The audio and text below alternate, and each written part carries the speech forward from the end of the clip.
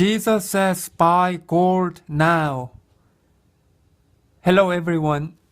Jesus urged me to make a video to let you all know that the financial trouble is coming soon to the people in the United States.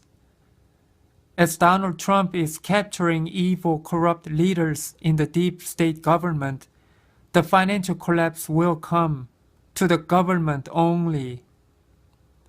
As a result, it will affect many of us across the nation. Jesus says it will not be anything catastrophic, but will be bad enough to bring people into worry and fear. Many people may not receive aid from the government, and some may lose money in their bank account and retirement fund. It will happen temporarily, as Donald Trump will do the best he can to bring this nation back to normal. Jesus says before the financial hit comes, go buy the gold now if you have the money. The message came from Clare at StillSmallVoice YouTube channel, and Jesus confirmed to me many times that this is true. So I am going to obey what he tells me to do. Please visit StillSmallVoice channel and watch her recent videos regarding deep state government and financial collapse in the government. You have to go to her channel to get more information and to receive Jesus' message. Keep checking her channel for updates. If we don't take heed of his warning, we will be in trouble later. There's internal war going on right now in the government, and the bad guys are on the run, trying to escape. Please continue with your prayers that these evil, corrupt people get captured and put to justice, and provide safety to Donald Trump and all of his people. Jesus is instructing all of us to concentrate on helping others, such as feeding the poor or giving them money. Don't serve for yourself. Tune in your ears to Jesus. Seek Him. Wait for His command. Go to Clare's channel for instruction what Jesus wants you to do with the gold. This is very important message. Please spread the word to people around you. For your convenience, I'm going to include a couple of helpful videos for reference. Be sure to go to StillSmallVoice YouTube channel for updates. It's very important. Jesus bless you. Lord Jesus, please impart to all of us the absolute critical condition of our nation and the need for deep intercession and fasting. Jesus, deliver us from evil. Deliver our president, our nation, and the world. Amen. Well, my dear heart dwellers, I knew I would have to bring this news to you soon, along with the progress of those criminals in our government who are in the process of being exposed. But I have to say, I am not a news channel, nor do I wish to be involved in news or conspiracies or anything of the like. But the Lord has asked me to touch it lightly from time to time. So the information I'm sharing with you comes from a very credible source, high up in the military, who when he sees things on a news channel or the like, recognizes top secret disclosures in the media. Because of this ability to discern truth from error due to his position in the government, we have quite a bit of information released by different media outlets that happens to be classified and has been leaked by those persons in the news who are actually CIA agents working against our nation. That said, your prayers are really working. Praise God. Don't think for one moment you are just a little soul praying. As a matter of fact, the littler you are, the purer you are, the greater the weight of your prayers for our nation. For our Heavenly Father loves the humble, the meek, the little, and the pure. So do not slack off on your prayers or get it in your head that you're just a little person praying. All these prayers are having a dramatic impact on what's going on in our nation right now. Our Heavenly Father loves the humble, the meek, the little, and the pure. So don't slack off on your prayers. The Lord called us to prayer and fasting 6 days ago. At that time, I had stumbled upon a piece of news which is most unusual for me because I avoid it. But this night I felt the Holy Spirit tapping me to pay attention. It was an article by Hal Turner, someone I didn't know. But what caught my attention was the assault on CIA headquarters. His sources said they never left their helicopters, while witnesses said they had landed on the lawn. Hal also said that they were just doing a show of force. When I thought about it, that doesn't make any sense to me. It was on a Saturday, because that would give the CIA all kinds of time to destroy evidence. So I figured we were not getting the truth. And I asked my military source. He is a heart dweller, very devout, and a prayer warrior. And he told me that not only had they landed, but they confiscated all kinds of documents incriminating a large amount of people in the government and the media. So the Lord also confirmed that's what happened and called us into prayer and fasting to protect the president and pray that the criminals would indeed be revealed and brought to justice. My particular prayers were that the fake media, MSM, that is the mainstream media, would be laid bare and exposed. Since we have been praying, one well-established reporter was found to be on the CIA payroll, as many others are, in the conspiracy to discredit our president and destroy our country. Another newscaster was fired, and the list of sealed indictments is now over 5,000. Really, I think they'll have to build another jail to hold all these traitors. Here's an update today, 12/6/17, on what transpired since we started praying 6 days ago when the invasion of CIA headquarters took place that previous weekend. And this is by no means comprehensive. I don't get the news, and all kinds of other things could be happening. But I know these things are happening because of our credible source, and I wanted to share it with you.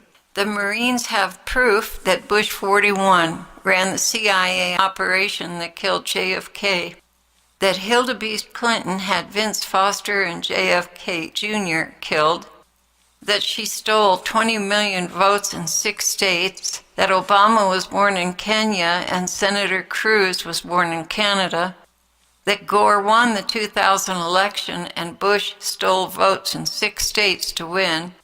They know who ran 9/11 and it was an inside job. They also know who in the mainstream media are on the CIA payroll. Big names. The Marines also know who the pedophiles are in the US, China, and Europe. Putin took care of and executed the Russian pedophiles. Wow. Which is one of the reasons Russia is the target of the mainstream media scorn. It's coming to a head, and it should be an interesting 2 weeks, my source said. He continued to talk about the financial situation. We're coming to a critical point here where things are about to turn over. At least we believe that. He continued, I personally would never buy cryptocurrency. We have gold and silver. We have some savings in checking. When the crash occurs, stocks and bonds will take a serious hit. The gold standard, real money, will replace the Federal Reserve notes. Laundered money must be reported, which will kill the freedom of the clerks, so laundered money will disappear. Trump and the U.S. Treasury have seized 100 trillion deep state dollars so far and have destroyed hundreds of CIA-run opium factories in Afghanistan. Wow. Congressional drug use will be the next scandal, and many will resign or not run again. And that's the end of his report. This really is already old news, according to what's happening so quickly, but I wanted to let you know your prayers are moving heaven and earth to get this whole situation cleaned up. Now, I need to tell you that the Lord has instructed us to buy gold. We have very little money, so we can't buy a bunch by any means. So I thought that gold was only available in 1 ounce amounts, which is, $1,300 an ounce right now. And I think a lot of people are under that impression too. But the good news is you can get some from Walmart, believe it or not.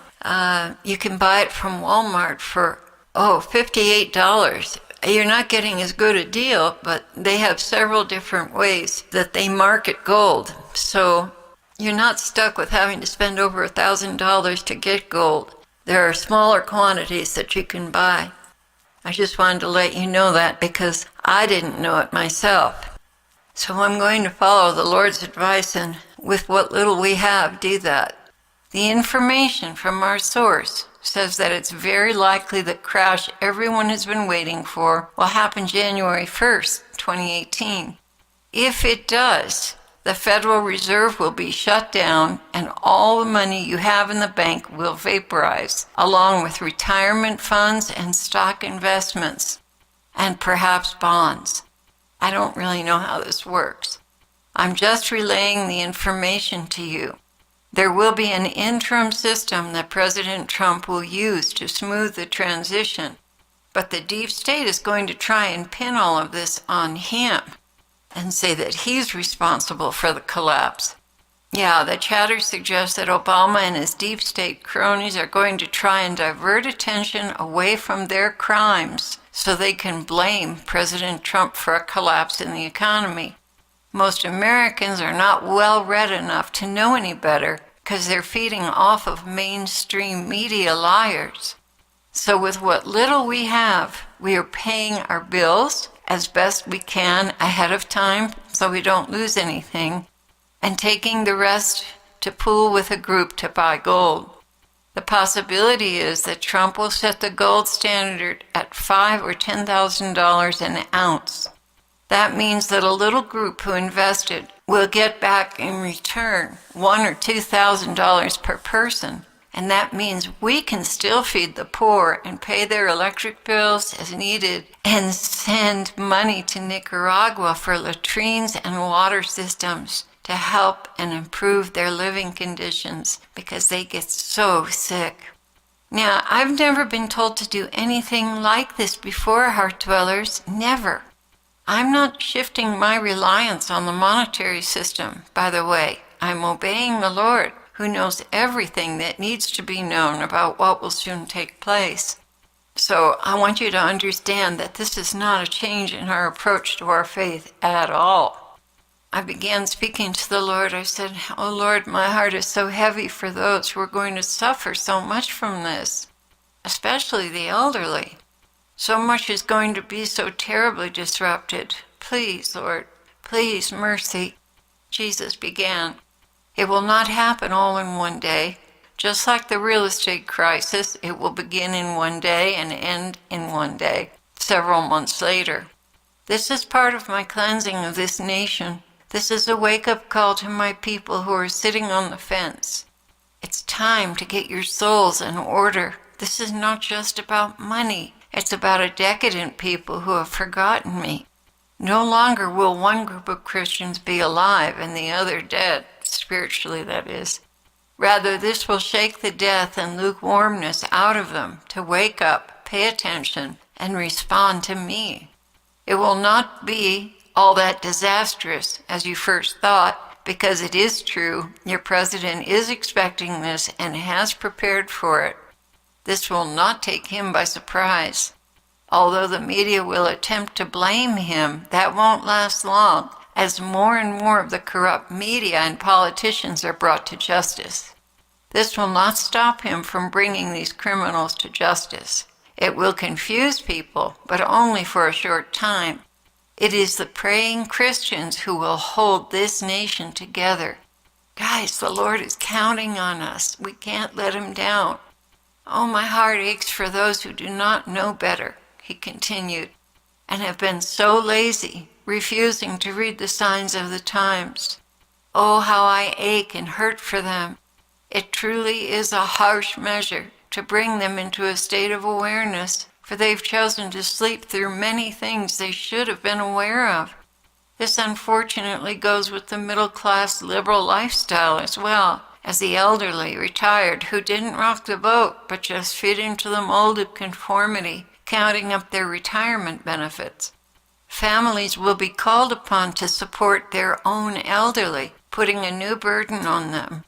This also is by my design, to wake them up from a selfish lifestyle and draw them into hearts of charity and caring, even as the scriptures advise. Honor your father and mother, which is the first commandment with a promise, so that it may go well with you, and that you may enjoy long life on the earth. That's Ephesians 6:1. Clare, this is only temporary. Everything will bounce back in a few months. Timing depends much on your prayers, all of your prayers. I do not want you to have the idea that this is the end. It is not the end. It is a temporary adjustment and correction to a society of materialism. You will recover, all will recover, but it will be a difficult transition. I just want you to be prepared to do what you can for all involved and to keep this mission afloat while the transition is taking place. There will be a resurgence of holiness and prosperity that, if handled well, will last quite a season. However, if people begin to forget me again, that will be the beginning of the end. I want you to be encouraged, Jesus continued. I want you to encourage others along with the warning. There are several steps they too can take. First and foremost is prayer, and support your president.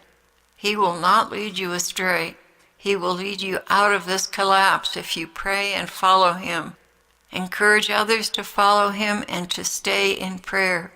Much will depend on how much you stay in prayer, fast, and give. The dangerous place to be during this transition are the big cities, but there is not going to be the kind of rioting and pandemonium you imagine. It's going to be a slow, increasing depression until the system rights itself. It will put a hole in the president's economy, but it's going to bounce back. As I have told you before, rest in me, trust me. It's not going to be as traumatic as some have presented it who wanted to sell their schemes. There's a lot of that on the internet. Nevertheless, he continued, turning your cash into gold is still the right thing to do until the system rights itself.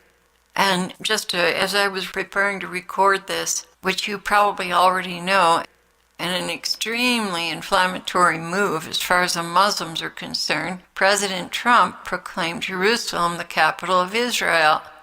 Hallelujah, it's about time. And, dear heart dwellers, just a little while ago this quote came in and I checked it on the internet, and it is accurate according to some sources. It says, a stunning Ministry of Foreign Affairs report circulating in the Kremlin today, detailing the agenda of Foreign Minister Sergei Lavrov and the U.S. Secretary of State Rex Tillerson for their meetings tomorrow in Vienna during the summit of the Organization for Security and Cooperation in Europe. It states that as a priority item, heading the list for discussion is President Donald Trump's declaration of war. This is what they're calling it. Decision to recognize Jerusalem as the capital of Israel, and reveals that Trump had previously related to President Putin that he had no choice to do as he needed for divine protection, to protect himself and his nation from satanic forces, and who bluntly warned, either God will win or I will die. And that quote I've taken from whatdoesitmean.com, but it's in several other places too. Back to our knees, heart dwellers. The cat's out of the bag. This has been a satanic nation since the 60s and even before. But now the deep state is being exposed and prosecuted. Pray, pray, pray for our president and the nation. And thank you for being faithful to take care of our needs so we can continue to do what the Lord has called us to do. God bless you and thank you.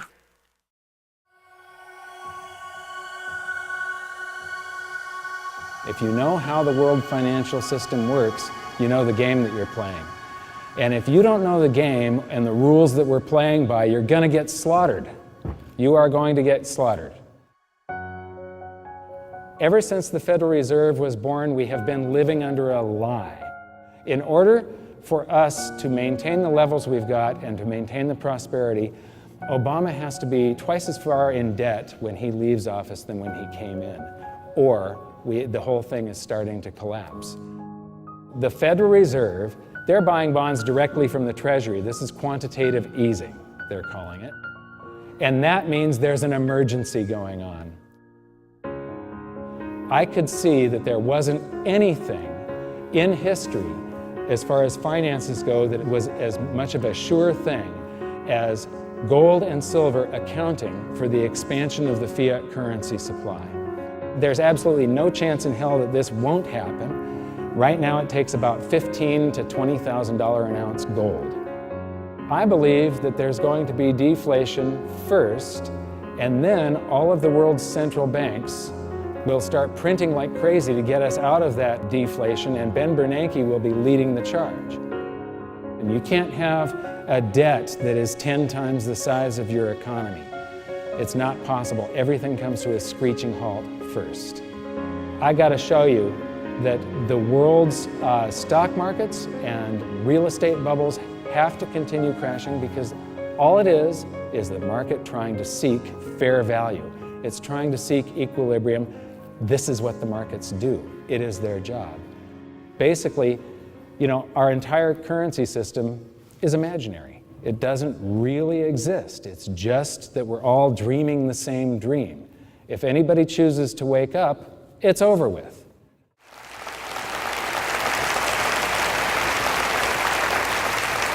Thank you very much. I'm Mike Maloney, author of the best-selling book on precious metals investing, Guide to Investing in Gold and Silver. It's part of the Rich Dad series that Robert Kiyosaki started. The original book, Robert Kiyosaki says, write a book. No other instructions, write a book. And so I started writing this book, 2.5 years of research and writing, probably 30 hours a week, every week for 2.5 years. It's a very well-researched book. The one thing that I really worry about is perpetuating misinformation. I want to be accurate, and then I try and boil it down and make it real simple. I read all these books by economists like Milton Friedman, Murray Rothbard, Ben Bernanke. If you get a chance to read some Ben Bernanke, don't. He's a horrible author, just horrible. They're all trying to write over each other's heads and impress each other. And by doing so, they make economics sound so complex that everybody thinks, well, I can't understand economics. It's really simple. Economics is very simple if you boil it down to its essence. And it's not that difficult to understand, and that's what I try to do in my book. For the people that have not read my book, about 75% of it is not about investing in gold and silver. It's some history of money, and then how the global economy works and what could potentially happen. So it's where we came from, where we are today, and what could potentially happen. By the way, I really couldn't care less about gold and silver. I don't want gold and silver. It's just in its cycle right now. It's a stupid lump of metal that doesn't have cash flow or spin-off dividend yields. And so I don't want gold and silver. It's just that right now I don't want anything else. They're just in their cycle right now, and they're going to be outperforming everything else, in my opinion, from all of my research. And you're going to be able to buy a whole lot more other stuff, a whole lot more real estate, a whole lot more stocks, a whole lot more oil wells, farmland. All the true wealth is in the buildings, the businesses, the farmland that's out there. And people get this picture in their head that if there's this economic disaster, if there was some sort of collapse, that it's going to be like this nuclear wasteland afterwards. It's not. All the buildings are still going to be there, the apartment buildings. It's just that they're all going to be on sale. The problem is, when investments are on sale, nobody buys. The public comes charging in and they chase investments after they're going up. Gold and silver get hot whenever they're going up, and as soon as we see them take a dip, it's like sales turn off like a light switch most of the time. And I don't want anybody to get slaughtered. I really don't want these bad things to happen. I just think that all the evidence is there that what our leaders have done to the economic system is going to cause these things to happen, and it's inevitable. And I am trying to warn as many people as possible, as quickly as possible. My company has a mission to get as much gold and silver in the hands of the middle class as quickly as possible, because when there is great economic upheaval, there is great political change. It usually goes along with it. In the hyperinflation in Weimar, Germany in 1923, this hyperinflation ended on November 15th, 1923. On November 8th, 1 week before the end of the hyperinflation, Hitler's stormtroopers pointed machine guns at the front door of the Bürgerbraukeller, where there was a political meeting. This is a big beer hall where there were about 3,000 people listening to political speeches. And on that night, he took the stage at gunpoint and to this literally captive audience gave a speech that would change the world. Nobody knew the name Hitler. Nobody knew who he was until he gave this speech to a newly impoverished middle class, people that were scared and looking for somebody to lead them. And here this charismatic guy takes the stage, gives them a scapegoat, and says, I know the way out of this. The next day, those people in that beer hall followed him to try and do a coup to take over the government, and it failed. He was imprisoned. He was tried for high treason. His trial went on for an entire month, and during that month, he had the ear of the nation. He was covered in every newspaper all across Germany, and the judges were sympathetic to his beliefs, so they let him go on for hours on end with these speeches. And that's when he gained power. It was when the middle class was scared. The middle class defines a country with their vote. The country, as the middle class goes, so goes the country. And so what I am worried about isn't the loss of my financial well-being. It's the loss of capitalism. It's the loss of our quality of life. It's the loss of our freedom of choice. That's what I'm worried about. And I know that there's certain people that I'm not going to be able to reach. Joe Sixpack, I refer to, the guy that comes out of his beer and football-induced coma at the very end of a bull market and comes charging in and buys at the peak. I can't do anything for him. I'm hoping that I can do something for all of you. These are wealth cycles. If you have two asset classes that are rising, you have, for instance, let's say that this is real estate on the bottom, and on the top here we've got precious metals. Precious metals in this last decade here, precious metals outperformed real estate and stocks, but everything went up. Stocks went up, bonds went up, real estate went up, and so did commodities and precious metals. Is that possible? Can everything go up? Think about it for a minute. You've only got so much stuff in society, and if you've got these three or four asset classes and everybody rushes toward one, pushing it into a bubble, shouldn't it be drawing currency away from the others? Shouldn't the others be going down? Well, they didn't in the last decade. And what's happening here, if you've got two things that are going up, if you're invested in this one down here, when you go to sell, you can't buy as much of this one. If you're invested in this one, when you sell, you can buy more of this one. They are both rising in price. This one is falling in value. When you sell it, you can't buy as much gold or food or oil. Your house is worth half as much in oil as it was. Oil was $10 a barrel in 1999. So your house measured in oil has crashed. The stock market measured in oil has crashed. If you start looking at your home or all of your investments and you divide them by something else, you measure them in the price of a bushel of wheat, a pound of copper, a ton of iron, shares of the Dow, or ounces of gold, you're going to discover something. These two things that are going up, eventually, the people that are invested in this one realize that the smart investors realize that that's going into a bubble. They sell and they buy the undervalued asset. And then this trend reverses. It can't go on forever. If it did, if gold outperformed real estate forever, there would come a day where 1 ounce of gold would buy the entire planet, and we all know that that can't happen, right? So, eventually one becomes overvalued and the other one becomes undervalued, and the cycle reverses. And then it reverses again. And what is happening is they're printing currency at about this rate, and that's the reason you can't see it. People will say, well, at least my house is worth $100,000 more than it was in the year 2000, or it's worth 20% more. Well, if inflation was 40%, it actually went down in value. They'll say that, they look at the stock market, and the Dow right now is just barely above its 2000 high. It's a lost decade. Stocks have gone sideways for a decade, and we've had inflation during that time. They inflated the currency supply. So, if you start measuring one thing with another thing, so you're measuring stuff against stuff instead of using currency, what you discover is that everything is trapped in this valuation channel, where it goes from overvalued to undervalued to overvalued to undervalued again. And there's the thing that you're measuring it with is doing the exact opposite mirrored wave. The trick is, sell the overvalued asset near a peak if you can, find the undervalued asset, and I call this wealth cycles. And if you can do that, it's a road to true wealth. You're escaping that valuation channel.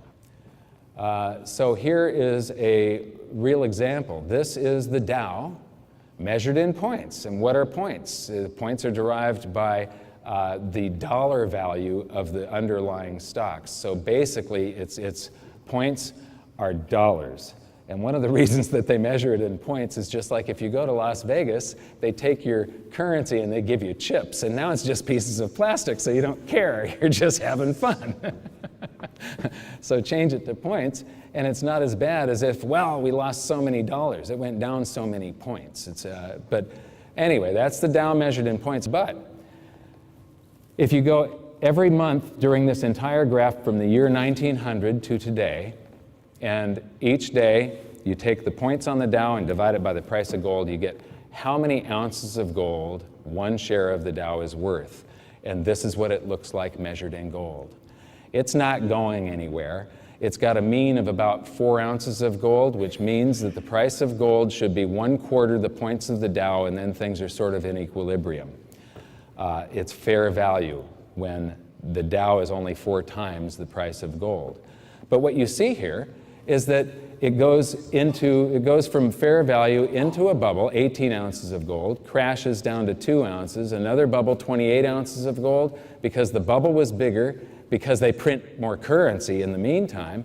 When it crashed, it went down to 1 ounce of gold. There was a day in 1980 where gold was 850 and the Dow was at 850 points. 1 ounce of gold bought the Dow. Conversely, if you cash out, you could only buy 1 ounce of gold with the proceeds of your stocks. And then we go into the biggest bubble in history.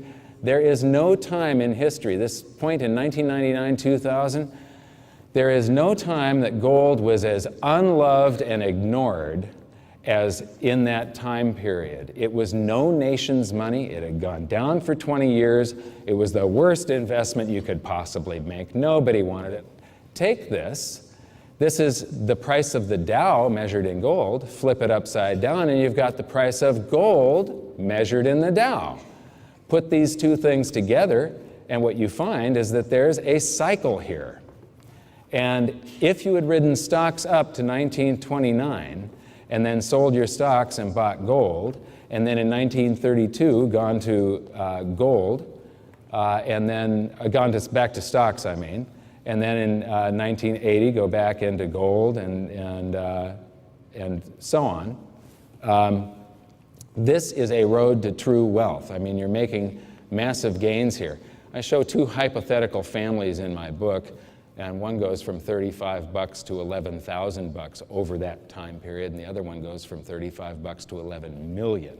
And that is the difference. One family creates a dynasty, the other one didn't even break even. This is the gold-Dow ratio instead of the Dow-gold ratio. So you're measuring gold's value per ounce, measured in what percentage of a share of the Dow that it will buy. And what it's showing is that gold is nowhere near a bubble. It's very undervalued here. It still has to go up. The mean should be 25% or more. And in every bubble in history and in nature and I used to be an electronics engineer in physics, when something is out of whack, when it reverts back to the mean, it overshoots. If it's more out of whack, when it reverts to the mean, it overshoots further. So I'm expecting a day where the price of gold will be double or more the points on the Dow. This is the silver-Dow ratio.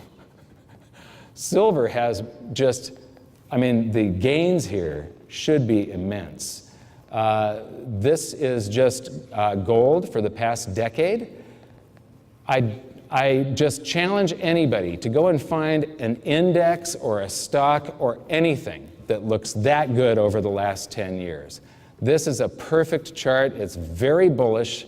There's nothing here saying that gold, in this information that you're looking at, this is what technical analysts look at when they're trying to figure out whether to buy an asset or sell an asset. And this is saying that gold is probably going to continue rising. There's nothing bearish in that signal. This is the S&P 500 over the last decade, so representing stocks, the 500 largest companies in America, and there's gold.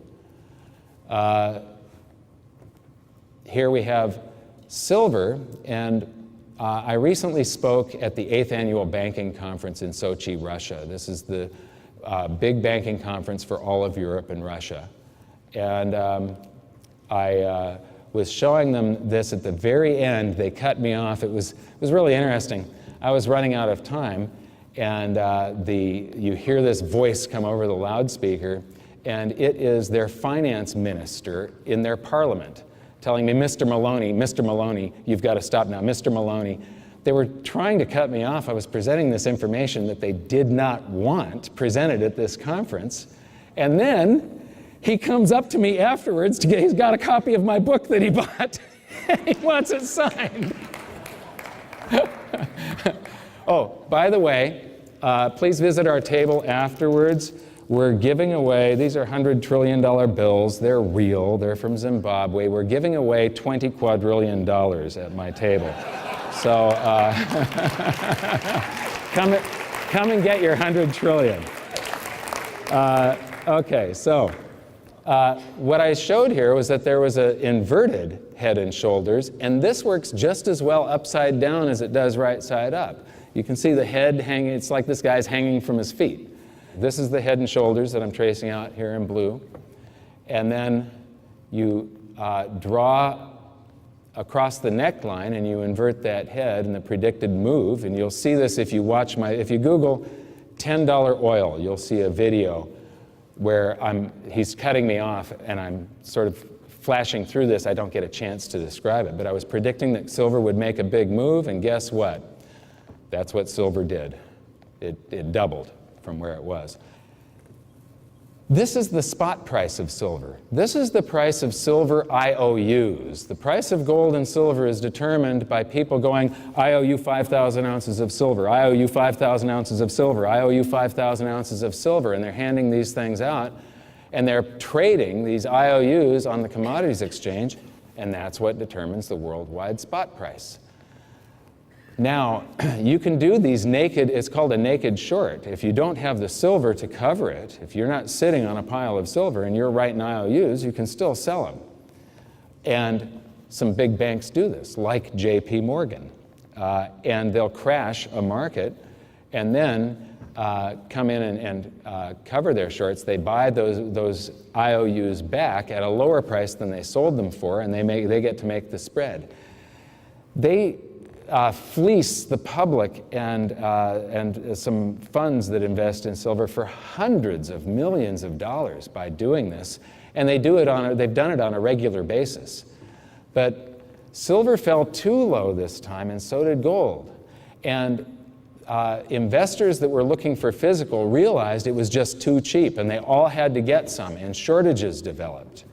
And all across India, Europe, and North America, the cupboards were bare.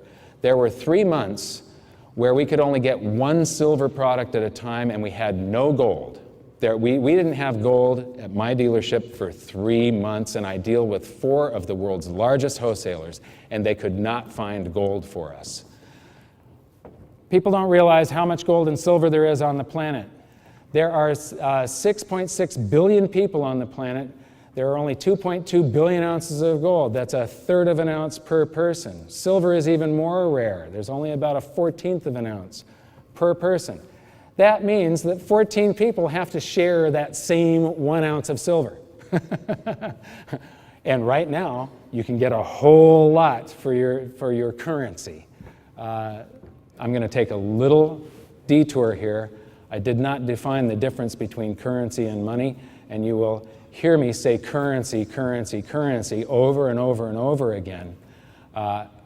Back before World War I, each note that a treasury issued, each dollar in existence in the United States, would say that there have been deposited with the United States Treasury $20 in gold coin payable to the bearer upon demand.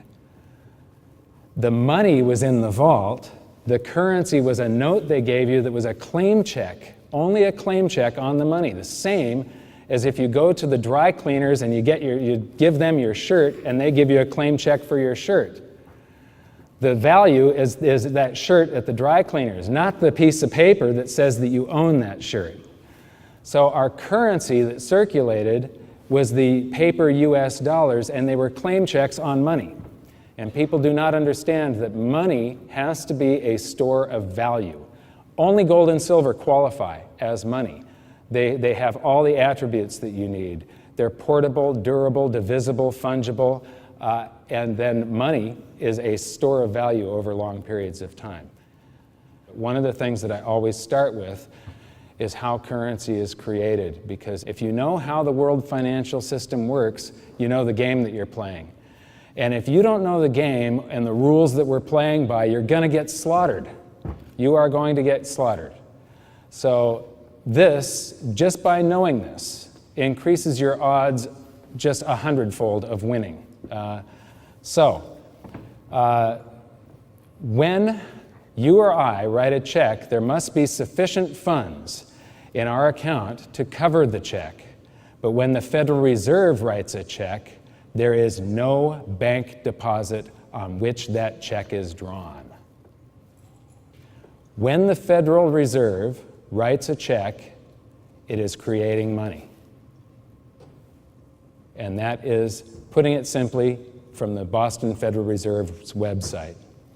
Basically, the way this works is in the United States, it's the US Treasury, but every country has the equivalent of our Treasury. So the treasuries around the world create a bond. And what is a bond? A bond is just an IOU. Loan me $1 trillion, and I promise that over a 30-year period, I'm going to pay you back $2 trillion. That's basically a bond, IOU.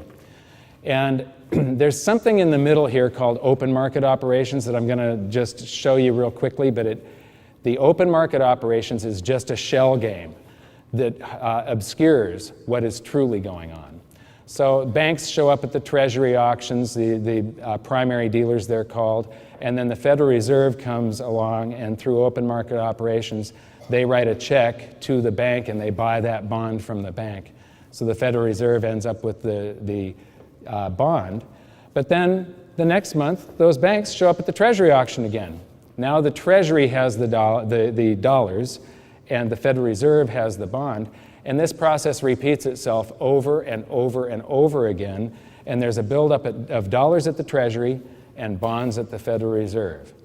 So we borrow currency into existence with an IOU, that bond, and the Federal Reserve opens up their big old checkbook that doesn't have a single penny in it and writes a bad counterfeit check and hands that to the Treasury. Dollars spring into existence.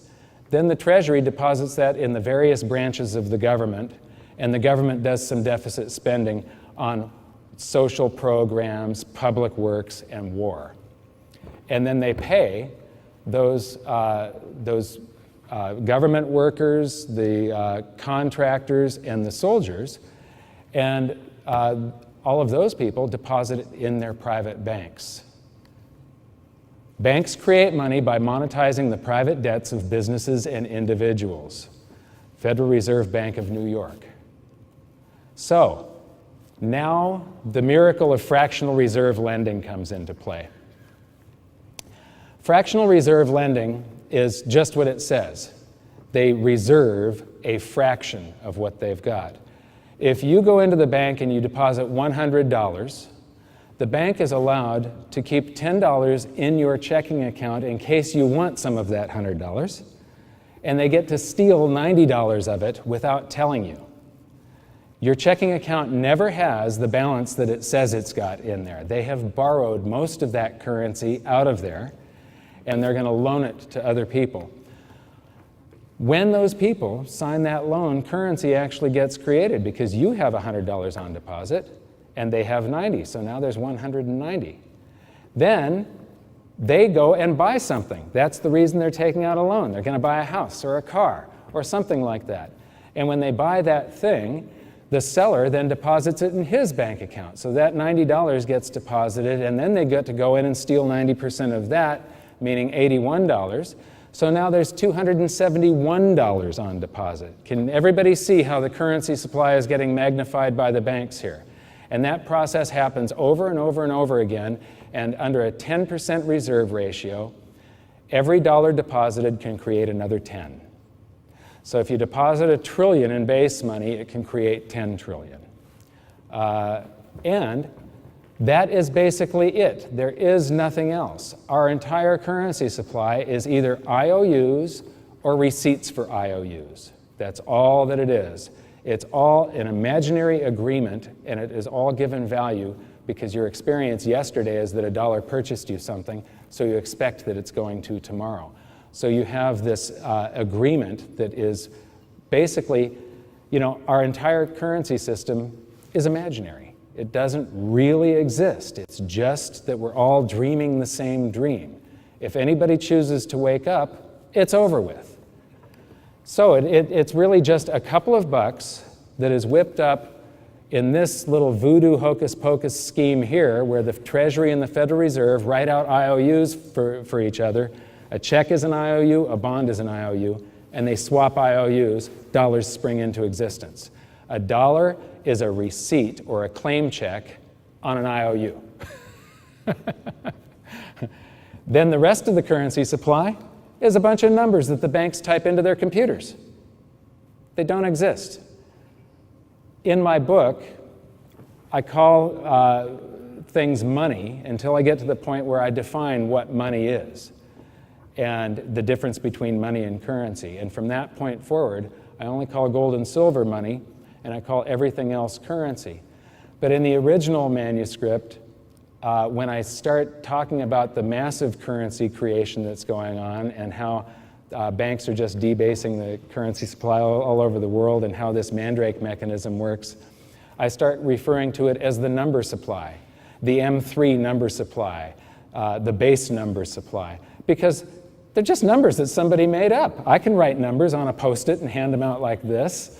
They make them up. They type them in the computer. It is nothing but a supply of numbers. How many numbers are there? It's infinite. So it's nothing but a number supply. But it becomes real when you work for some of that currency supply, that number supply, and at that point, it now represents your blood, sweat, labor, ideas, and talent. You are what gives the currency supply value. It would have no value without you.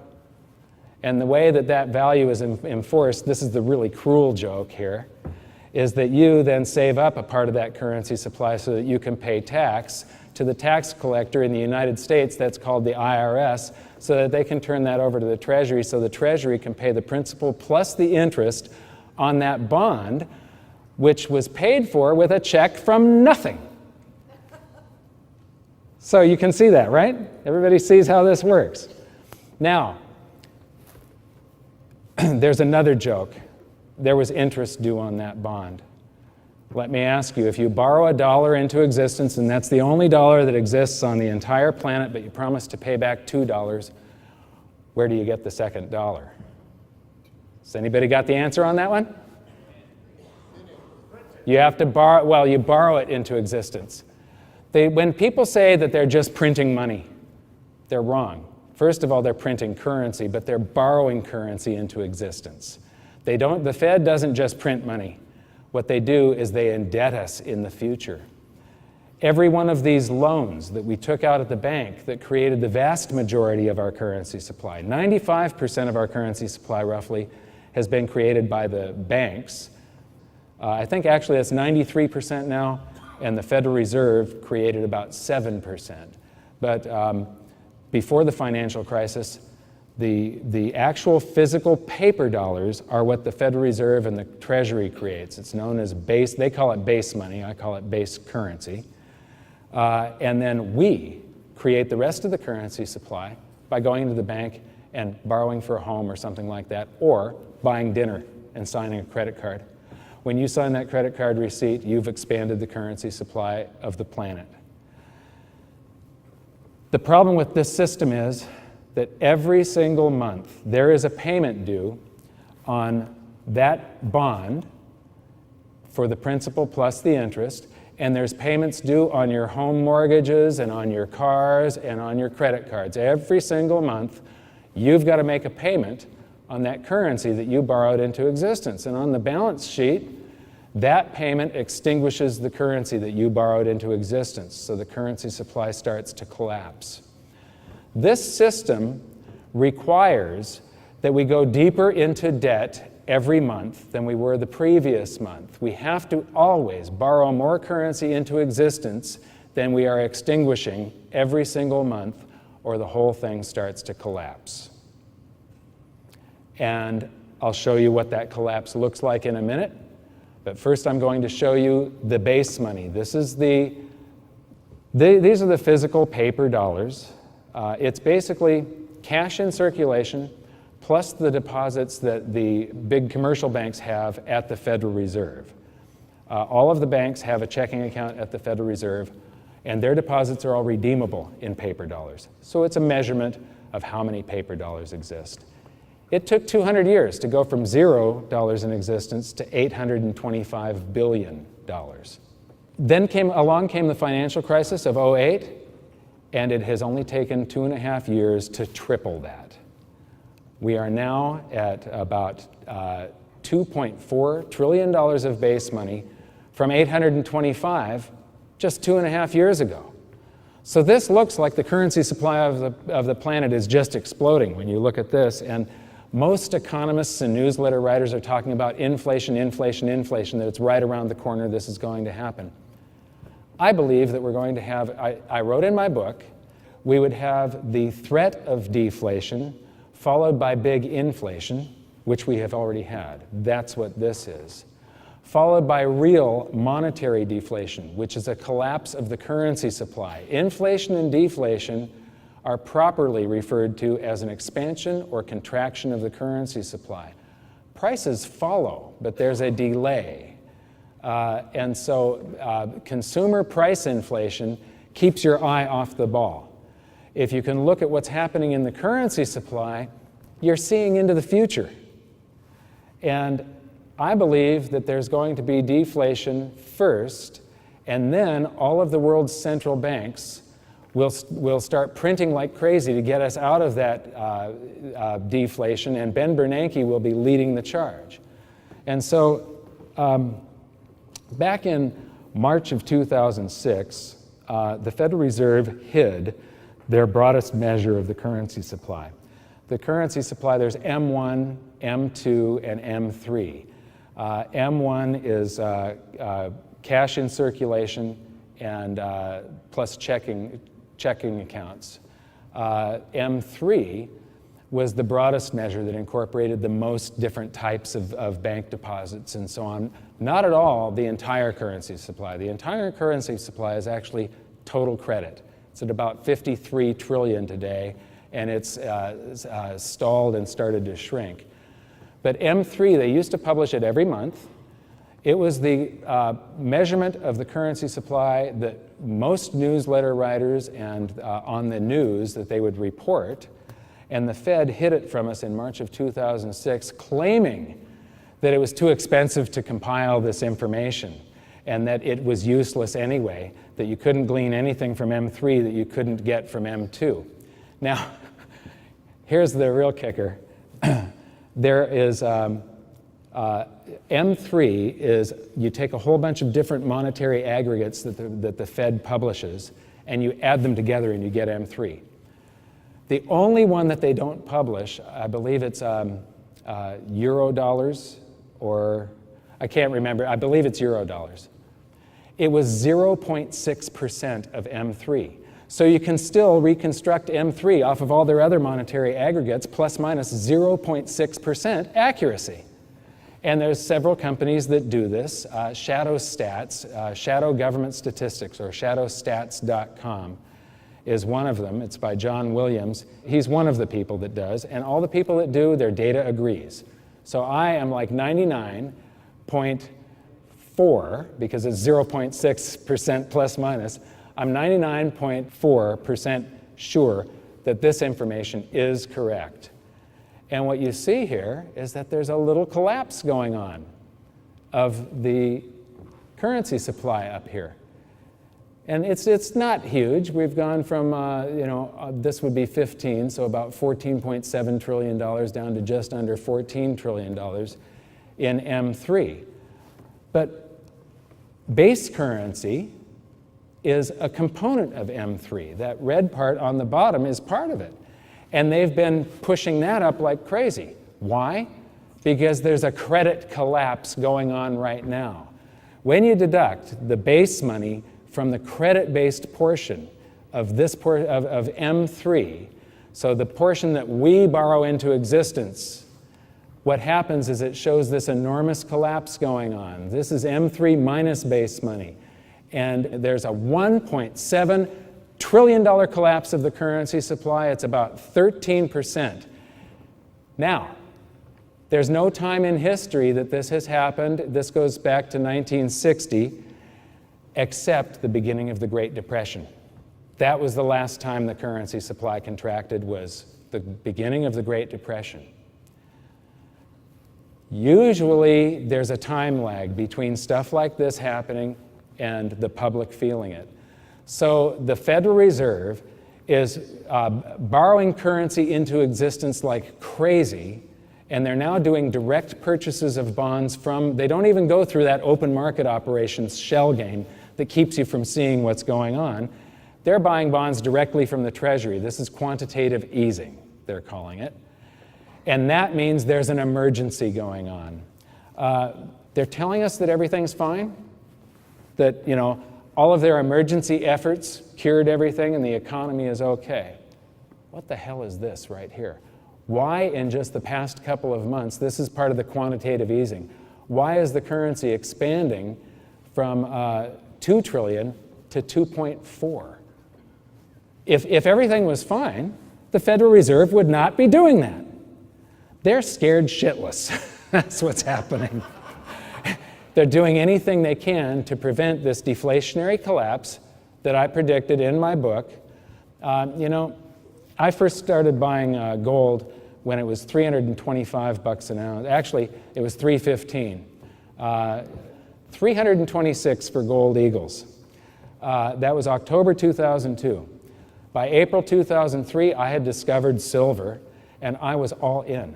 I could see, I was reading in 2001 and 2, I was researching what was going on in the global economy every single day. I was addicted to it. And by October of 2002, I started making my commitment. And by April of 2003, I was all in. In 2004, I started speaking on it. In 2005, I incorporated goldsilver.com and became a precious metals dealer and started writing my book, and then it was published in 2008. So I didn't just bet my portfolio on it, I bet my entire life on it. I could see that there wasn't anything in history as far as finances go that was as much of a sure bet, a sure thing, as gold and silver accounting for the expansion of the fiat currency supply. Gold and silver are denominated in this fiat currency, these digital numbers that they type into the computers and paper notes that they just run off of a printing press, and it's all borrowed into existence. Periodically throughout history for the past 2,400 years, they have done this. This is, the lower line is the value of the gold held at the treasury. So it's the number of ounces of gold times the price. The upper line is the currency in circulation, base money. And this is from the year 1918, and here we have the stock market crash in 29, and these are the bank runs of the 30s where people were asking for gold. But they printed too many receipts for gold. If you could go back to before World War I, these two lines would converge. They diverged there, and we created this lie where we were creating all these receipts for gold, these claim checks on gold that didn't exist. When people wanted it, Roosevelt had to make private ownership of gold illegal because there was a run on gold. And in the United States, Americans could not own gold. And then, a year later, they unpegged the dollar from gold, and the dollar's value plummeted so that it went from taking $20 to purchase 1 ounce of gold. It then required $35 to purchase. So they called it changing the price of gold. You can't change the price of gold when you're on a worldwide gold standard, and gold has, it's got a certain intrinsic value. The dollar fell. And so and what's amazing is it accounted for the currency supply. This is the free markets and the will of the public forcing the government's hand, forcing them to change the rules. Here's the same chart again, but now I've taken the dates out further so that you can see World War II, the expansion of the currency supply. Then in 59, Charles de Gaulle, the president of France, says, we want our gold. Other countries started jumping on board, and gold started leaving the vaults. Then I'm taking it out further because that one goes out to 1971. In 1971, we go off of gold, but there's another line here, a blue line. How many here would say that credit cards are replacing cash in circulation? Credit cards are replacing cash in circulation. I believe that they are, and when you sign a credit card receipt and you pay that merchant, the merchant's checking account does not know the difference between credit card currency that you created and cash that the Federal Reserve created. It can't tell the difference. And that currency that you created circulates until somebody saves it up and pays down credit card debt. And so I add that to the currency supply. Well, once Nixon took us off of gold and gold became a separately traded commodity/currency, the will of the public and the free markets drove the price of gold up until once again the value of gold held at the Treasury exceeded the currency supply, and there was a year where we could have gone back on the gold standard, and it also covered outstanding revolving credit for an entire month. So all it was doing is the same thing as it did in 1934 and in Weimar, Germany, and hundreds of times since the year 407 BC with the first great inflation in Athens. This is the same chart again, but it shows Ben Bernanke panicking over here, and this is the increase of base money. That's that first chart that I showed you, not first chart, but the one that was a red area on the bottom. So that's the increase in base money. Well, there's the outstanding revolving credit piled on top of it. Here's gold, and what this means is that gold has to rise from here to way up there to do the same accounting that it has already done twice in the United States and hundreds of times in history. This is a natural thing. It does this automatically. The will of the public and the free markets force this to happen. I believe that there's absolutely no chance in hell that this won't happen. Right now it takes about $15,000 to $20,000 an ounce gold. So here is another way of looking at the same thing, and it's a great way of looking whether gold is undervalued or overvalued. If you take just the paper dollars, that base money, and you say there's a certain amount of paper dollars, how much gold do we have as a percentage of those paper dollars to cover them? And so gold is expensive when we've got too much gold, more than paper dollars, and it's cheap when we don't have enough, and it's very cheap when it's way down here. Well, there's where we are as far as just the paper dollars. Here's when you add outstanding revolving credit. This is what a debt collapse or a currency collapse looks like. We borrow 2 units of currency into existence here, and to do that, we promise to pay back, like, we're borrowing this currency into existence with a bond. The bond is over here, so you got these 2 units of debt plus interest. So you owe back more than you're borrowing into existence. But then each month, you're going to pay off a small portion of that debt. And so the next month, we go and borrow more into existence, and we keep on paying off that debt every month, and we always have to borrow more into existence than we're paying off. But notice something. Do you notice how the debt is now growing faster? It was only 50% higher, but now it's double. It's 100%. It grows faster than the currency supply. There comes a day where this is unsustainable. If the public gets scared and they stop borrowing currency into existence, and they save up and pay down debt, the whole thing goes into a deflationary collapse. This is what I was predicting, and this is what is happening right now.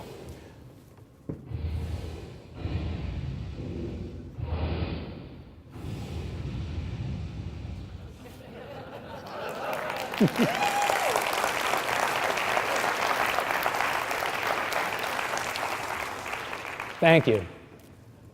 This is how much debt we owe compared to the size of our economy. If you owe 50 cents and your economy is $1, you owe 50% of the size of the economy. If you owe 500 billion and your economy is 1 trillion, you owe 50% the size of your economy.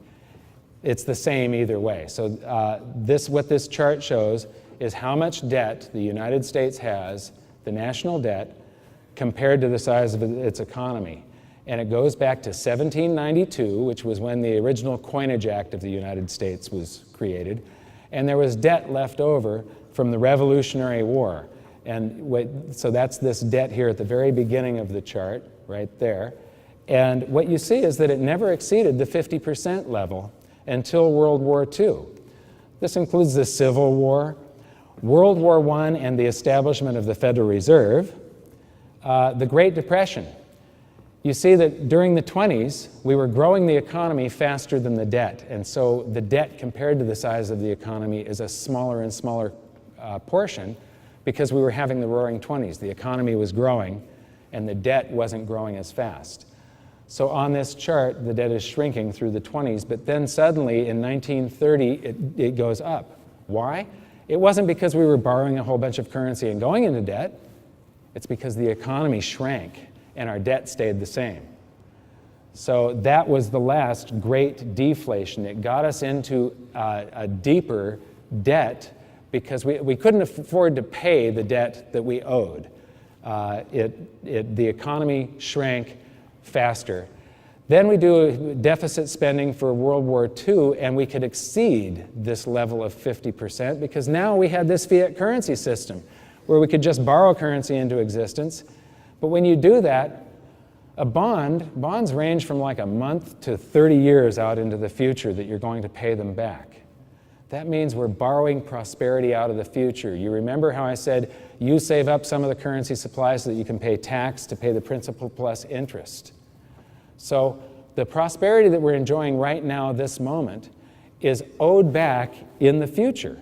We have to pay principal plus interest for the privilege now of having currency that we can use. Somebody is skimming off the top, basically. This is the way the banking system sort of skims off the top. It's through inflation. There's people that get rich off of this without having to do any work and putting their value into the system. They get to skim purchasing power out of the system through inflation. But every dollar that we borrow into existence puts us in debt in the future. So we are every year borrowing prosperity out of the future and we spend it today. The average rollover for all the bonds is about 4.5 years. So the prosperity that we're enjoying right now, we owe back we've got to pay for 4.5 years from now. And right now, the taxes that you're paying are paying for prosperity during the Bush administration. We already spent it. It's gone. So then we started growing the economy faster than we were doing deficit spending. So our debt compared to the size of the economy goes down during the Korean War and Vietnam. And then we have the end of the gold standard. And then Reagan says, deficits don't matter. We can just go ahead and spend as much as we want. And the debt increases. Just before this arrow of the financial crisis, there's a little slope where it starts to go down. That's the Clinton era. They say that we had surpluses. It was bullshit. If you look at, I don't look at the government's accounting of whether or not they say we had a surplus or a deficit. What I look at is the national debt. Did it go up? If it went up, it meant we spent more than we had. If it went down, it means we had a surplus. We had excess income above what we're spending. And during the Clinton years, there was never a year where the actual national debt went down. I don't know if the people in the United States, from the United States here, remember when Gore and Bush were running against each other. They were both telling us how they were going to spend all this currency that was flowing in.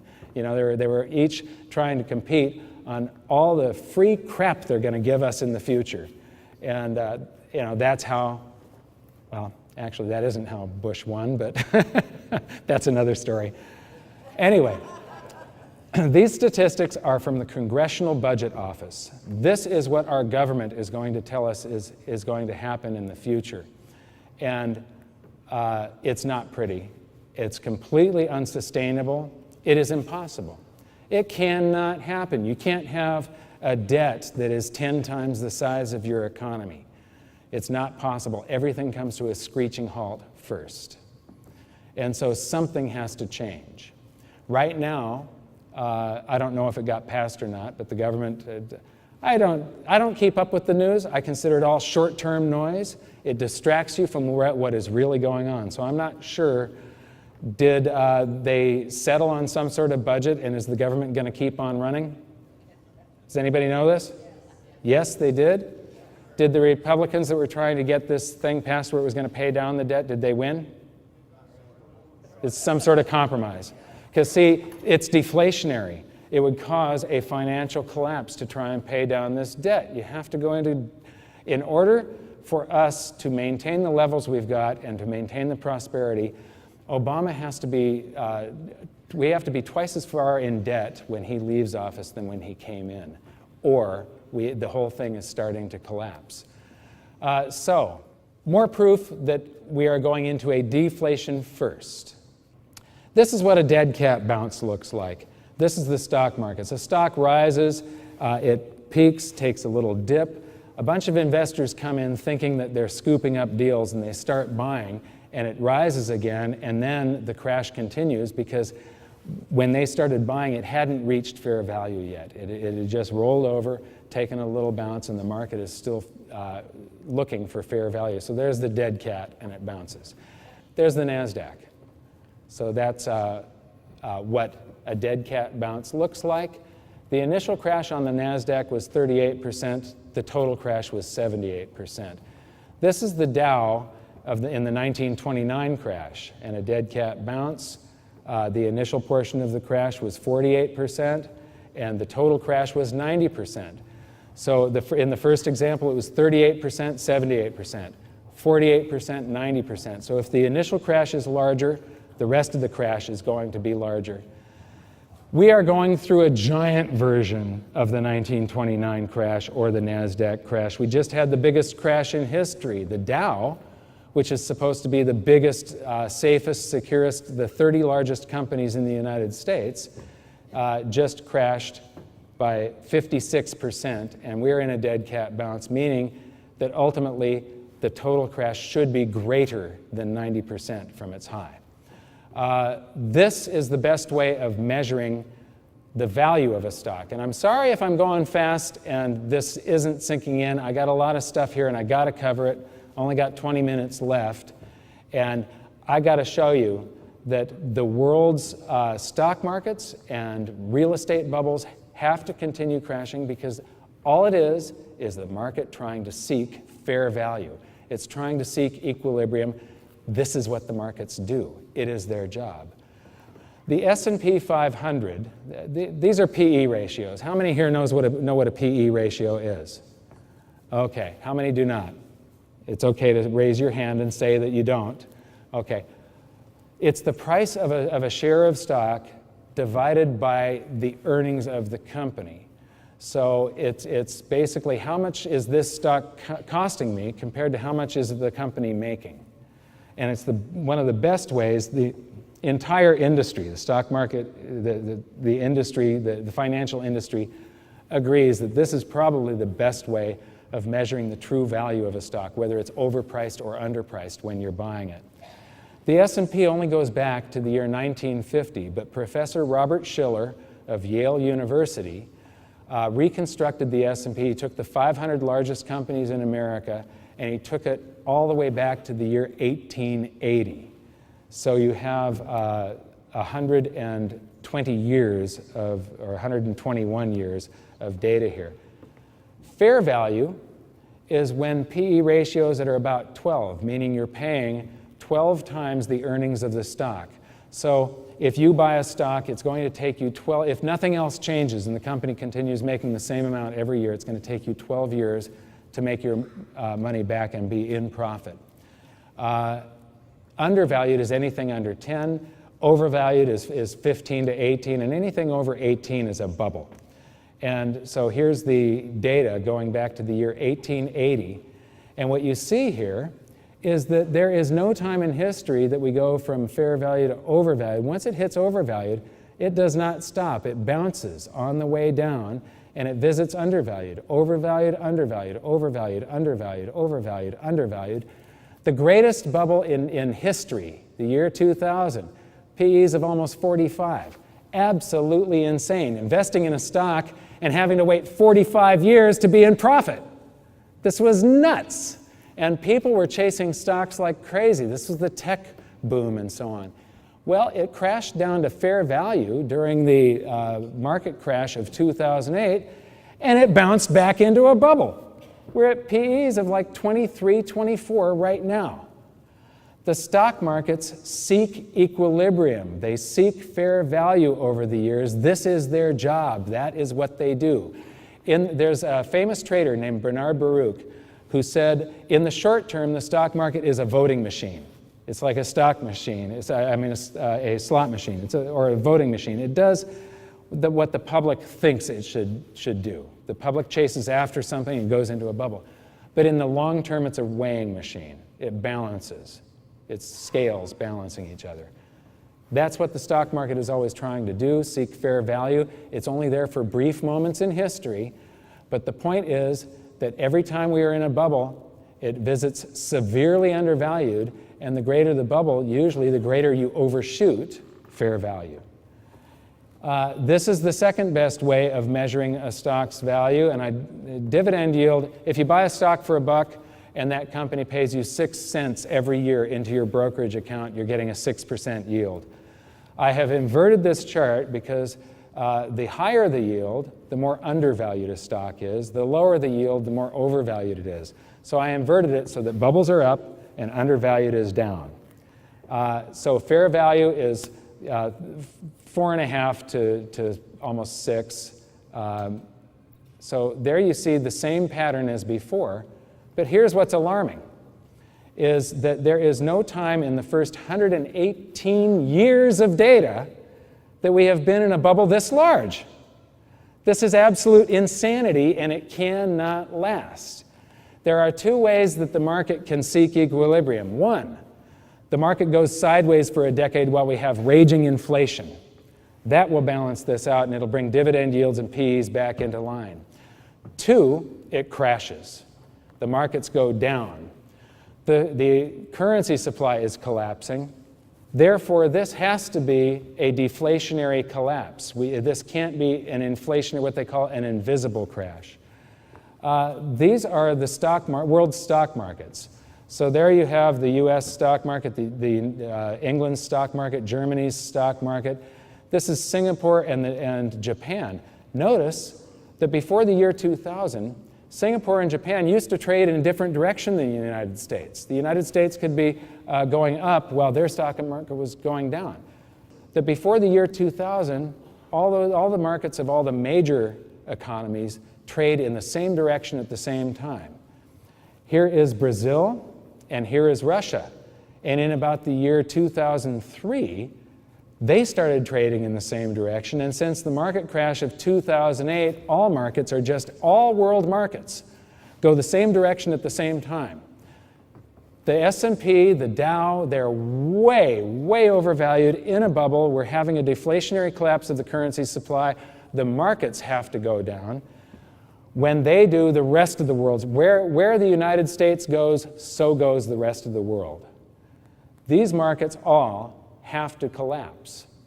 Now, we have some real estate bubbles going on. The real estate bubble in the United States it basically burst in the year 2007, 2008, and it's been falling. But I measure something called the mortgage rent ratio. Fair value on a home is if you're paying about $1 to $1.05 for the monthly mortgage on a 30-year mortgage, plus your carry costs like insurance and stuff, for each dollar that you could rent the house for if you were going to rent it. We went into a bubble of $1.25 in the 1989-1990.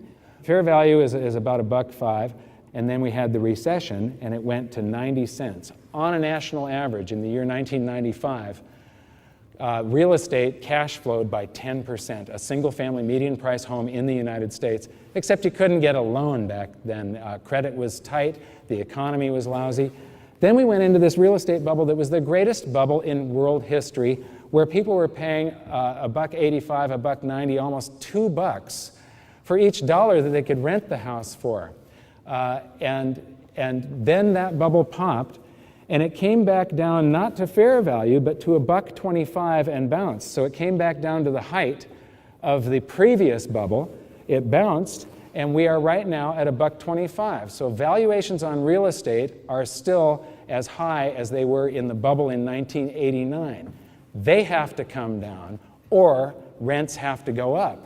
This is all deflationary, which means that rents aren't going to go up, real estate is going to come down. All of this travels together, like I said. Now, when the world's stock markets crash, does anybody know about the bubbles that are going on, the real estate bubbles that are going on in the rest of the world? How many here are watching the videos that we produce each week on YouTube and so on? Okay, do you enjoy those videos? Yes, good. Are they informative? Do we try and sell you anything? No. All we do is we educate. And so here is a video that we made in Las Vegas. This is our driver. Very well-informed man, very educated. He was very informed on world finance, the stock markets, real estate. He really knew what was going on in Las Vegas, and behind him there is a big casino project. I can't remember the name of this one. There's the Venetian in the background, and there's a building going up in front of it. This is the casino project that they were developing, and that's another shot of it. And see that tall building behind it? That's a hotel called the Fontainebleau. If you go to the other side of the Fontainebleau, what you notice is that there's a bunch of windows that are boarded over. This thing is skinned on the outside. It's not finished on the inside. They've got $1.5 billion into it, and they're looking for another $3 billion to finish this thing. And this stuff is all over Las Vegas. It's not just in Las Vegas, it's all over the world. This is in Moscow. This is a development called Moscow City Center. There's the project, and you can't read this unless you read Russian. But all of these beautiful buildings here, there's 9 buildings. One of them was completely in the framing stage. Another one was halfway completed. Of the others, there are 2 that are occupied and one that is 1/3 occupied. The rest are just skinned over, and they're not completed on the inside. The project is at a standstill, and then in front of this project, there's this giant hole in the ground, and this is where the centerpiece was supposed to be. This was Russia's bragging rights. This was going to be the tallest building in Europe, Federation Tower, and it's a hole in the ground, and it'll remain a hole in the ground. That will never be finished. Does anybody know what the Singapore Flyer is? I've only got 10 minutes, and I'm not going to be able to finish this thing. It's a big Ferris wheel in Singapore. It's one of the tallest in the world, if not the tallest. I think it is the tallest. And here I am looking at their real estate bubble, and if you notice, there's cranes on top of all these buildings here. There's cranes everywhere. Look at all those buildings being built. All bubbles burst. We are in a worldwide credit bubble. When these markets roll over, the giant real estate bubbles that were going up and then took a little breath when our markets crashed, their bubbles kept on going after pausing when our real estate bubble popped and started reverting back to fair value. The markets are just trying to seek fair value. That's all they're doing. But people and the world's central banks go, oh my God, every time there's a little crash, we got to do something about it. It doesn't feel good to be in a recession, so they try and pump everything up, but they don't realize that they're just making everything worse later. Everything they do is going to come back to haunt them as more inflation eventually, or, you know, this deflation I'm talking about is the expansion of credit contracting. Here's another thing that is going on that is going to mean that this decade is different than anything else that you have known. People don't realize that every 30 to 40 years, the world has an entirely new monetary system. It changes every 30 to 40 years. In 1873, Germany started the classical gold standard, and by 1900, pretty much every developed country on the planet was on this standard, where every note in circulation that was put out by their treasury was backed by an equivalent amount of gold. So it was 100% backing. Then World War I happened. All the combatants in Europe went off of the classical gold standard and started printing.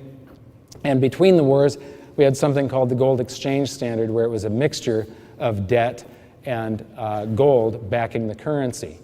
Then that was a very poorly constructed man-made system, and anything man-made cannot last. So basically they were, the Federal Reserve, under the Federal Reserve Act, there was a 40% reserve ratio, and they were allowed to put a $50 bill into circulation for each $20 worth of gold that they had backing the $50. So they're putting claim checks on gold in excess of the amount of gold that they actually had. Ever since the Federal Reserve was born, we have been living under a lie. And if people say that we've got free markets in the United States, they are wrong. You cannot have free markets without free market money. Your currency is 50% of every transaction. All of the transactions are the free market. If there's a small group of men deciding what currency is and how much the cost of currency is going to be, the interest rate, that isn't a free market. We do not have free markets. We haven't had since the year 1913. Then we have something called the Bretton Woods system. The classical gold standard broke down. The Bretton Woods system was from 1944, where all of the world's currencies would be backed by the US dollar at $35 an ounce, and foreign central banks only could exchange those dollars for gold at the New York Fed for $35 per ounce.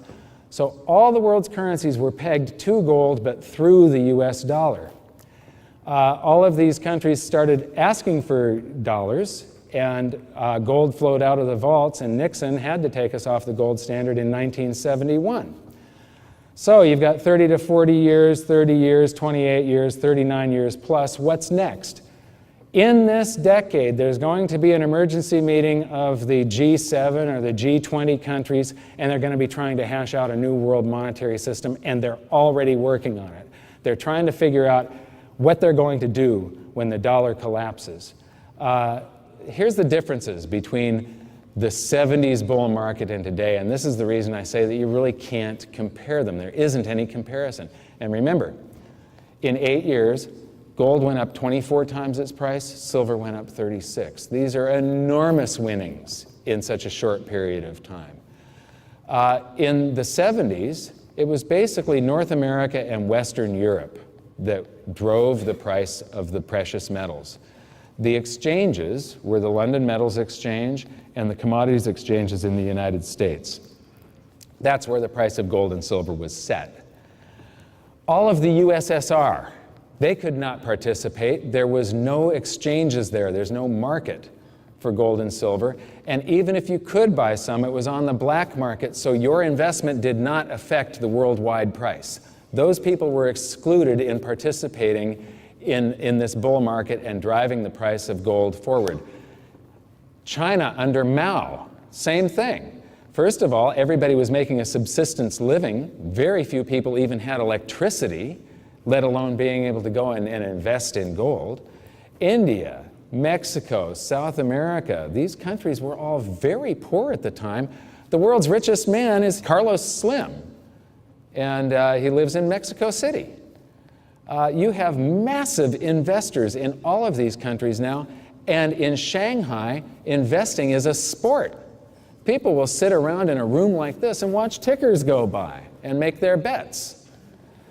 The rest of the world, Africa, I mean, pretty much, the whole rest of the world was excluded in that bull market, and gold went up 24 times and silver 36. So and back then too, news traveled very slowly. You turned on that old vacuum tube TV set, waited 60 seconds for it to warm up, and then Walter Cronkite would come on and give you the price of gold. Or you'd open the newspaper the next day and get your news 24 hours after it happened, and then you'd pick up the telephone and call your broker, and if you were lucky, he could get an order onto the floor of the exchange for you the same day, but possibly the next day. So news and reaction time was very slow. Also, the development of the investor mindset.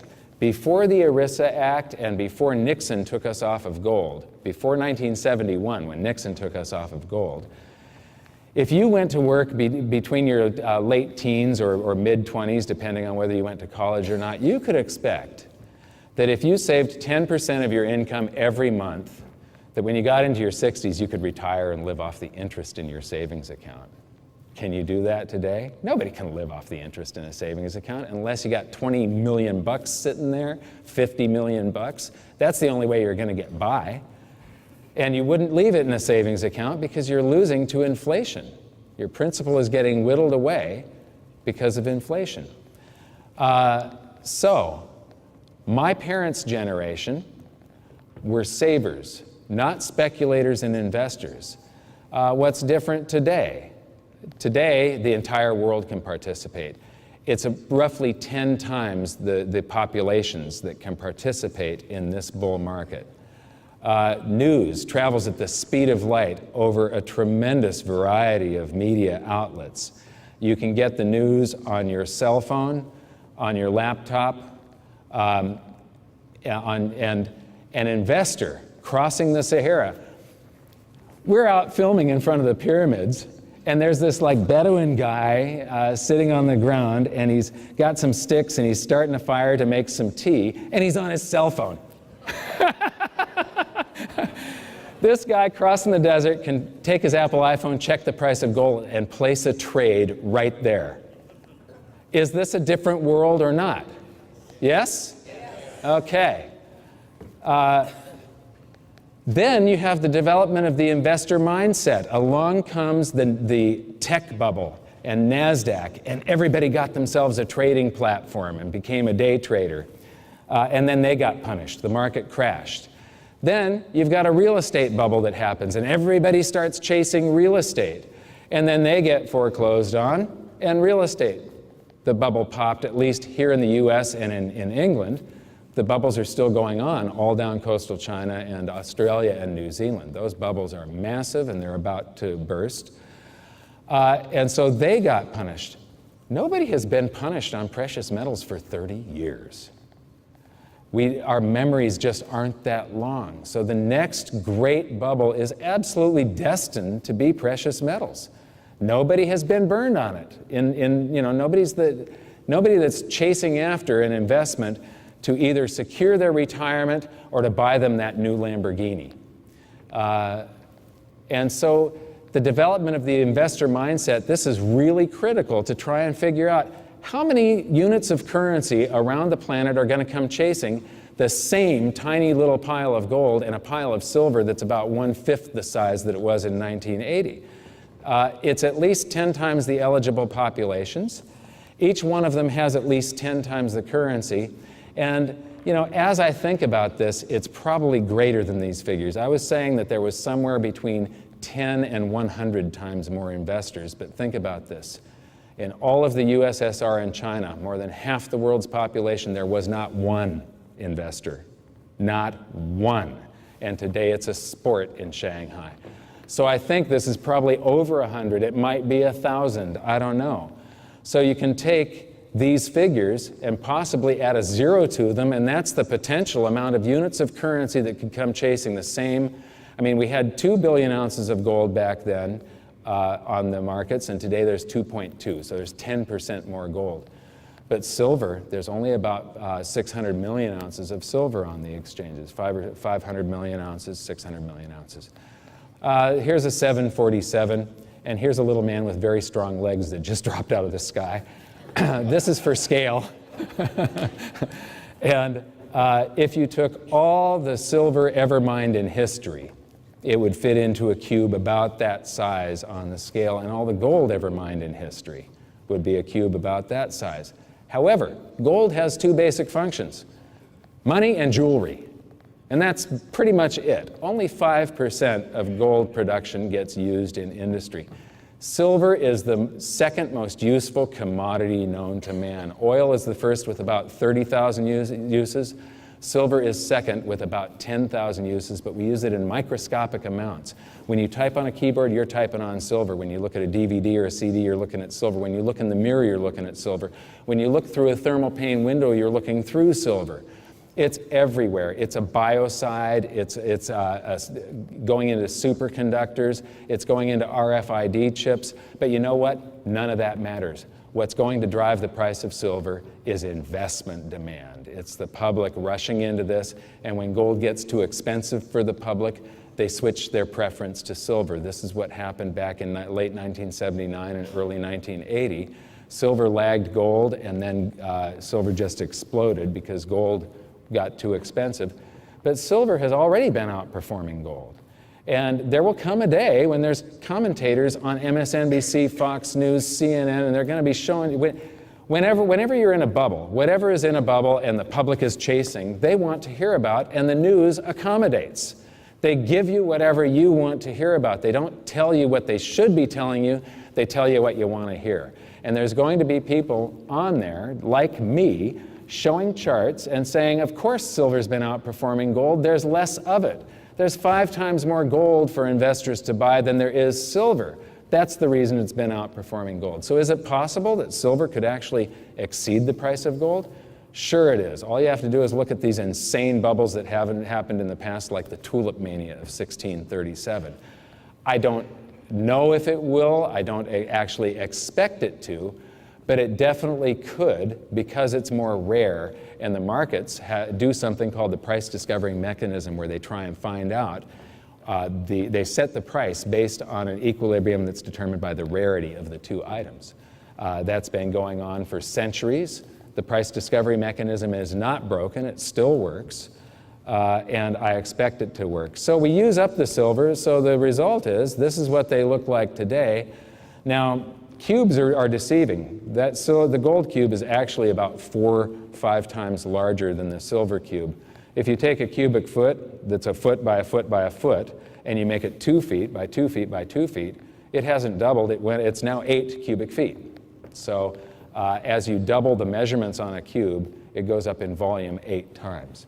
So there's actually about 4 or 5 times more gold than there is silver on the exchanges that investors can buy.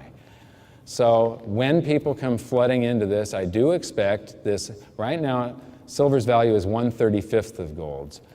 I expect it to outperform gold by at least a factor of 3.5. I'm expecting a 10-1 ratio at an absolute minimum. Silver being 1/5 of gold's price is perfectly logical. If it's going up slow and it hits gold's price, then all the industry will just switch to gold because that's the only other metal they can use in most of these instances. They can use platinum, rhodium, palladium, and gold, but they only mine 5 million ounces each per year of platinum, rhodium, and palladium. They use 900 million ounces of silver. So there's not enough of those other metals. The only alternative to silver in most of these applications, like keyboards and electronics, is gold. So if it was going up slowly and it did hit the price of gold, gold could stop it in its tracks. If there's a rush, it could go blow past it. However, silver is much cheaper to mine than gold, and it wouldn't stay there. We're always trying to figure this stuff out at our company, trying to measure it and see when to buy and when to sell. Now, can you roll that? This is a clip from one of our YouTube videos, and this is the Insiders video that our customers at goldsilver.com, they got to see this 2 months ago, and then we just released it on. And so this is the type of information that you get. And when we're nearing a top, our customers are going to be informed on what we are doing. So could you roll that video, please? And what you see is that when you're coming off of a bubble, when it's overvalued, it has never in 130 years just gone back to fair value and gone back up into a bubble. It always continues on its way down in a bear market until it goes to severely undervalued, and then a new bull market starts again and they start rising. Well, we are in a bubble. It has to seek equilibrium. It's probably going to blow right past it and go to severely undervalued, just like it has every time for the past 130 years. So real estate and stocks are doing this at the same time while we are in a bull market for precious metals, and there is a problem with currencies. So we are going to be measuring all these things very carefully and then using some confirming indicators that should flash to us when to get ready to sell, and we're going to be letting you know. So thanks a lot, and I hope you had some great holidays. I'll see you later.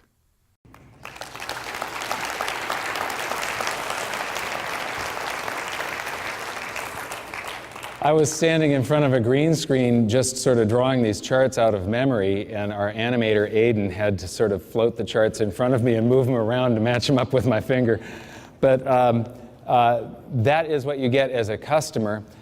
It's on the YouTube channel Why Gold and Silver. So if you do a search for Sell Silver Mike Maloney, because it's when to sell your gold and silver, but Sell Silver Mike Maloney, you'll get that video in its entirety, and there are dozens of videos on why gold and silver, Gold Mike Maloney, and Wealth Cycles. So those are the 3 YouTube channels that you can go to, and each one of them has a few dozen videos on it. This is the gold panic in 1948 in Shanghai. If you wait until the last minute, I'm not very good at swearing. Robert Kiyosaki is great at it, so I usually don't swear much on stage. But if you wait until the last minute, you are shit out of luck, up shit creek without a paddle in a barbed wire canoe, fucked.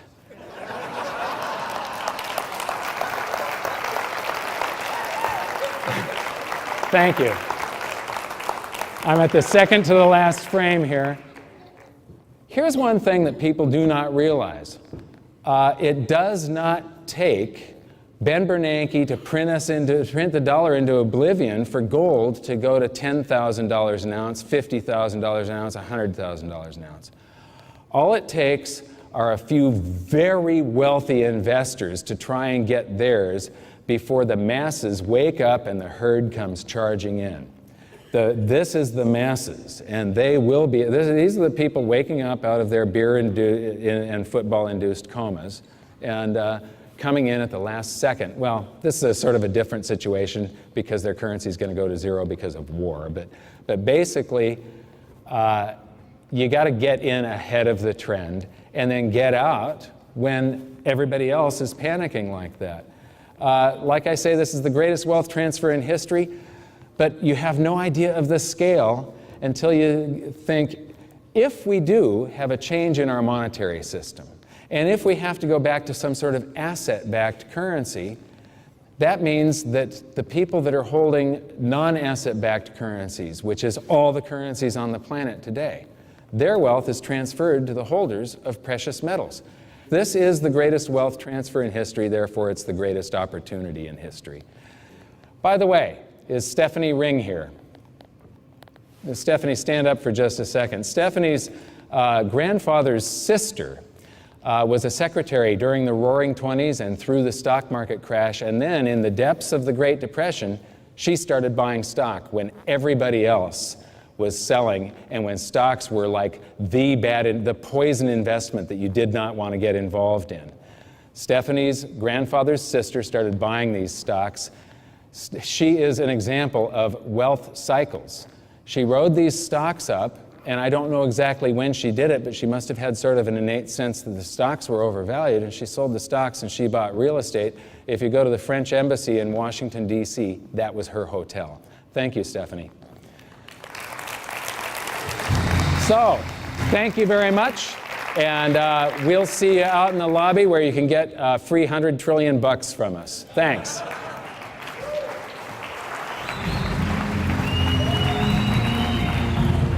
So I just came off stage at the event, and you know, it's great. The event went great. It was everything, all the information was very well received. It was a great audience. But you know, even though it is so rewarding to talk to the people live and hear their reaction, still reaching a few hundred or a few thousand people at a time is not good enough anymore. We are really in an emergency, and we need to start reaching millions of people at a time, and that's you know, why I'm trying to go more video-oriented than traveling around the planet like I have been, country by country, telling 400 to 4,000 people at a time. You know, hopefully, I'm hoping that I don't have to make any more personal appearances, and that I can just produce videos, write books, and get the information out there as fast as possible and reach millions instead of thousands. Well, we've been working on a documentary, and we have been around the world. Taiwan, Singapore, Australia, New Zealand, Colombia, Peru, Ecuador, London, St. Petersburg, Russia, Moscow, Germany, Rome, Paris, Athens, Greece, and we shot in front of the pyramids in Egypt. It's been a spectacular trip trying to put together this documentary, and I think that it's going to be really enjoyable for people and highly educational. Yeah, no chance in hell that it's going to happen. As far as a one world currency that everybody is going to use. But what you see here is that in the XAU, since the early 80s, on the average, gold and silver outperform the stocks on the average. So you got to act, you got to get started. That's why. Yeah, the free market's always overwhelmed manipulations. It's a doomed plan. Eventually, it will fail. Yeah. But you know, you got to position yourself accordingly. You know, you got to be ready. You can't wait, because you can see 200, 300, 400 point gap days for gold. So basically, you know, one thing you find out is all fiat currencies eventually fall to their intrinsic value, which, because they've ruined it by putting ink on it, is the amount of energy you can extract from it, the amount of BTUs from combustion when you burn it. And you saw that during the Weimar hyperinflation. People used the currency as fuel to heat their house. Currencies have been backed by oil, by gold and silver, by land. As soon as you remove something that you can't, something that puts financial constraint on them, where you can't just print as much of it as you want, the currency is pretty much doomed. It's beyond astonishing. And if it wasn't for the horrific effects, it would be more ludicrous. It would be actually comical that we could stand up and have some fun with it. But it is actually horrific. When you look back in history for the last 3,000 years, every episode of this kind of silly crap ended very, very badly.